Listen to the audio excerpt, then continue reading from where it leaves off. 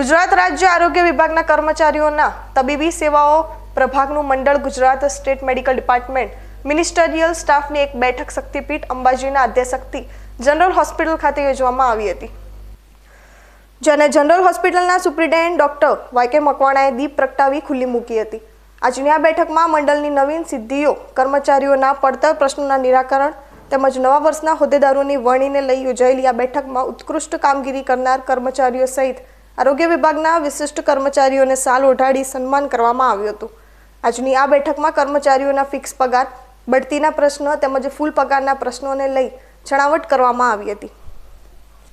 ગુજરાત રાજ્યના આરોગ્ય વિભાગના તબીબી પ્રભાગની આમ તો દર વર્ષે અમારી અલગ અલગ જગ્યાઓ મીટિંગ યોજાતી હોય છે, પણ 2024ની સાધારણ સભા અમે મા અંબાના પાવન સાનિધ્યમાં યોજી હતી, જેમાં અમારા નવીન હોદ્દેદારોની વરણી તેમજ અમારા કર્મચારીઓના પ્રાણ પ્રશ્નો એ બાબતે ચર્ચાઓ કરી અને એનું નિરાકરણ લાવવા માટેના અમારાથી બનતા તમામ હોદ્દેદારો તરફથી પ્રયત્નો કરવામાં આવશે।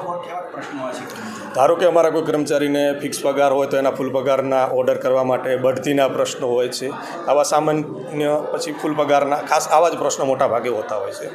અને આ મિટિંગની અંદર અમારે ગુજરાતની અલગ અલગ સરકારી હોસ્પિટલમાંથી તમામ વહીવટી કર્મચારીઓ પણ આજે હાજર રહ્યા હતા અને એકંદરે આ મિટિંગ ખૂબ જ સરસ અને સારી પ્રમાણમાં સંખ્યા હતી અને સારી રહી છે।